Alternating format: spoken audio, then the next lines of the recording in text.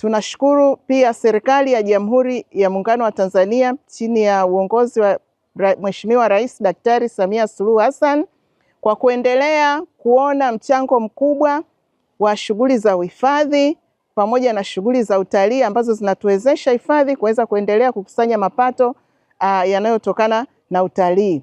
Na katika hili tunashukuru kwa kuwezesha hifadhi kupatikana kifaa hiki cha kitaalamu ambacho kinatumia teknolojia ya kisasa zaidi ili kuendelea kufuatilia na kudhibiti migongano kati ya wananchi pamoja na wanyama wanaopatikana katika hifadhi ya taifa Saadani.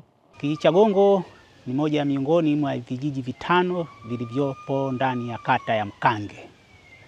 Kijiji hiki kina jumla ya wakazi 1437.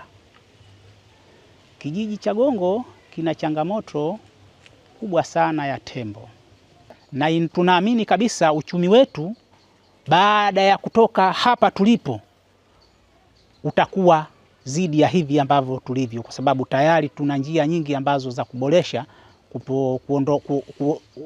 kupambana na wanyama hawa waharibifu ambao walikuwa wanazofisha zaidi uchumi kwenda kurudi chini. Sasa hivi uchumi utapanda kwa sababu tayari vifaa hivi tunavyo vya kusogeza hawa wanyama kwa njia ya kiufasaha zaidi, ya kitaalamu zaidi. Serikali inayoongozwa na Mheshimiwa Daktari Samia Suluhu Hassan, Rais wa Jamhuri ya Muungano wa Tanzania, ametoa kifaa cha kupambana na wanyama wakali na waharibifu kwa jina la Kiswahili inaitwa ndege nyuki au drone.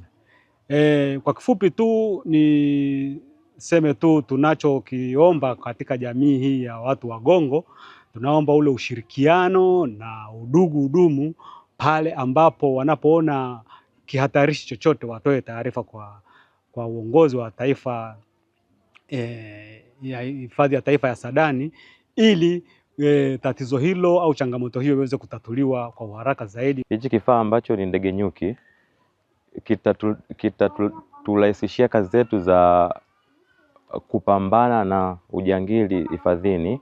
Tunamshukuru pia Mama Samia, amefanya mpango wake mpaka tumeletewa leo ndege nyuki, kwa sababu tunateseka sana, tunapata adhabu kuhamia tembo usiku kuanzia saa 1 mpaka saa 9 za usiku, lakini kulingana na kifaa hichi kilicholetwa leo, tunashukuru sana Saadani, kampani yao yote walosababisha mpaka tukapata hii ndege nyuki ya kuhamilia tembo.